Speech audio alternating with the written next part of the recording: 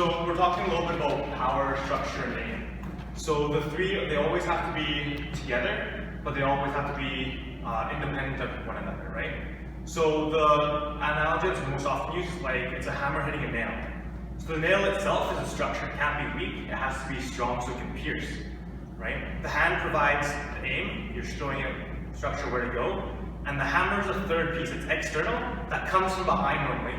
And it hits the nail. So it hits the structure and it gives it that extra oomph behind it, right?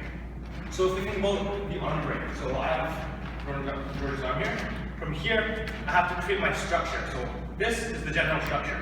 The structure has to be integral. So that's when it starts to affect him, and there's aim, right? The aim has to, they have to relate to each other. Aim gives the structure context. So if George changes his body, just do a certain movement, yeah. So here, I have to do a move that's equal and opposite. So do a little bit more. Yeah.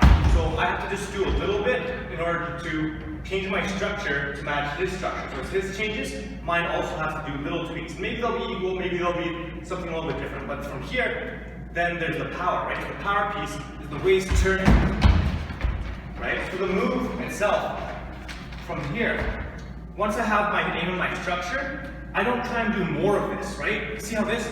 So general power is here, right? Arm break. I don't do more of that once that connection is established. From here, it's a third piece, so it's something totally unrelated. So you can see how this doesn't change anything here yet. So I connect them, and then I put my power into my aim. Right? So it's 1-to-1. Okay, so that's the third piece, the hammer coming from behind. Right? And that's in any movement, so just do whatever. Here. So here's our structure, right? My power has to be something else. Power from here.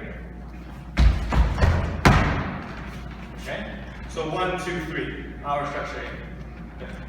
One more thing about power, structure, and aim. We always try and get one of them to do the job of the other. So normally we try and get structure or aim to do the job of power, right? But you can't use the nail to try and push it on itself. You can't use the hand to push in the nail. It has to be something outside. So once you already have the structure, that's it, then you have to do something else, right? And normally power is at something else.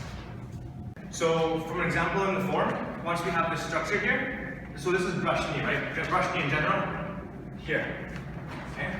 So here, we have to have structure, right? So I'm already here, establish that connection. From here, it's the rear foot that pushes into the arm. Arm doesn't do any more pushing on its own. If I use the arm to push, here, George is strong. I'm not going to be able to beat him like that. So from here, I keep the top half the same. Push here, push the waist into that, there, right? But the aim has to be on. So again, from brush knee here, not the arm, can't be the chest, can't be the shoulder, has to be something not related to the structure.